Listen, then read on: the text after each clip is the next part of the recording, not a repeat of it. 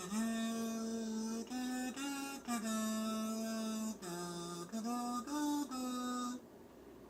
some fuzz in my mouth before I did that. I played anyway. And there's fuzz because I play with yarn. Yes, that's what it is. Alright, welcome to Alchemist Mim. I am Alchemist Jen. I had to have that little interlude of explanation because it's fun. So, welcome to today. I hope you're having a good one. The whim of the day is to talk about my dyed tubes that I have. So, I took my knitting machine, took some yarn, cranked it, and then made some tubes, and then dyed them. So I laid them out on a table surface with saran wrap, and then did some stripes on them, rolled them up like a burrito with more saran wrap, and then stuck them like a capsule into a nice little steamer pot, and then let the heat happen. So what I found was some of them, if they had a little bit more liquid in them, were like some of the dyes spread and pooled down at the bottom of that capsule shape. So I've got a variety of different results in here, and they're all awesome, and I'm just excited to show you. So I did 6 skeins, so I'll show you all 6. Let's start with this one. So this one looks like this. So the nice thing is that both sides really feel similar, so there's not much variation between the two, even depending on where I put the dye. It went all the way through, so that's really cool. It's very nice mirror there, so very awesome. Also, I noticed that these dry really quickly because the way that they are, there's not like a lot of depth to them, so not like having a skein where you're having essentially like a clump of fibers all together. So that was pretty cool. I'm excited. I mean, I washed these last night, and they're just damp at the bottoms, which is really cool. So that is the first one, like so. You can see some variation in the stripage, and also you can see a little bit where it pooled on one side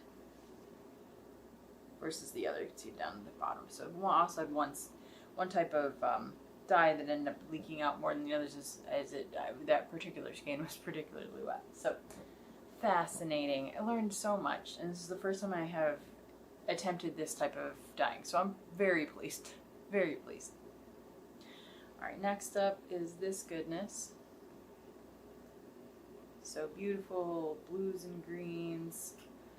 You can definitely see the orientation of how I had it in the pan, so very cool still. And then again, both sides really kind of came through, so I don't really see too much of a difference in the sides, which is awesome. So really just good proof of concept there. I think some areas using less liquid, and then I just have some interesting variations as well. So I'm very pleased with this. It looks very, very cool, and it should be really interesting to skein up and put into a hank.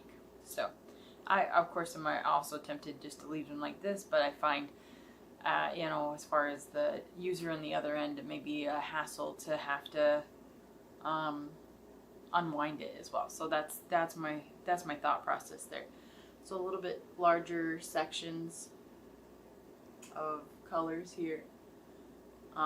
Interestingly enough, so I've got this that I'm talking about dyed that I just washed last night and dyed the other day, and then I have in my bathtub I have buckets full of ice dyeing yarn. So it's a cotton and a wool blend, and it has been ice, so powder and then ice for the dyeing aspects happened last night. So with 24-hour cure, I'll be able to wash that real soon. And so this one definitely sees some great color with that yellowy orange. So I'm very excited to see how this one goes. There's not, I mean, that's a little pop, but you also have some bright blues in there too. So I think this is going to be a nice moody one, but very fun. And then we have some more brighter colors. This set is going to be blues and greens greens and a little bit of a purpley color, and then this definitely had some pooling at the bottom. So fascinating just to see how it stayed and lingered. This one actually, you can see some of the red that leaked from the other skein. So fascinating. It just, I'm not upset by that. I mean, things that were unexpected. I mean, that's with anything, especially if it's an experiment, something you haven't done before. Still, I think they're very, very cool. And they're very unique, so being able to do that stripiness. This one has bigger sections and a nice watercolor feel to it. And this one definitely ran. You can see a lot of running there with that purple. And that dye, to particular, likes to run anyway. Like it's definitely a runny dye. It's a purple pop, so it'll separate into the pink. But it really likes to flow. It doesn't like to stay in one spot at all. That orange looks really cool next to it. This one's very cool. I really like the colors in this one. It's got a nice attitude. And then this one has some great spectrum to it. You can definitely see where that red, I think this is the one that probably ended up leaking a little bit more. You can see where that red just kind of took over. But, you know, it's still not a bad thing. I mean, like, it just creates some interesting dynamics to it. So as it knits up in its, you know, future form, it's going to be fascinating to see how that red dictates and plays on things. So very cool, very exciting. I know I had a blast doing it. And really impressed that it dries so quickly when it's laid out like this too. So the next stages for these, I'm gonna photograph them like this first. I think it would be also really cool to include a color photograph of the official starting dye point, and then skeining it, so taking it and winding it into a skein and then twisting it, just like I do my other yarns. But I think that it'll be really cool. So there's gonna be such variation in it. I'm really excited. But having that initial, this is what it looked like when it was dyed, you know, color print with it is going to be a really big intrigue point, at least for me. I'd love to see that, and I'm sure that people would love to see that too, so they can anticipate where the colors are going to be and how they might show up and what they're doing. So obviously when you take something apart like this and then you redo it, it'll show up differently, but it's really just kind of fun. So you'll still see the percentage of different colors where to sort of expect them, and it's exciting. So, where's this one? Is a scarf. I'm inspired in the moment.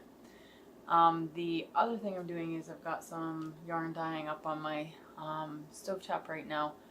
So it is a tweed yarn. One of them I've taken and just put a base of yellow, and then I'm doing a speckle of green on one side and then a speckle of bright pink on the other. So I think that's going to be quite fun. Right now it's in the process of heating the green part that's on there so that it'll adhere to the fibers. So then when I turn it over, I'm not going to have extra green pieces that'll probably go into the other side as much. So that's kind of my thought process there. And then my other set of 5 skeins is going to be, it's like a brown in the middle, like a dark brown, and then it's got 2 different kind of blues on each side. So that will definitely knit up really interestingly, and then that tweed aspect will come out. It's got, tweed's got brown, white, and then kind of a black specks of Donegal neps in there. So I'm excited. This is really fun to crank out this many dyes in a row. And then I have another day of dyeing tomorrow, and then maybe I can show you, depending on how dry the skeins of cotton and wool are, I can show you what those look like too. So that was the whim of the day. Lots of dyeing, lots of funness there. So thanks for joining me. We'll see where the whim takes us tomorrow. Have a good one.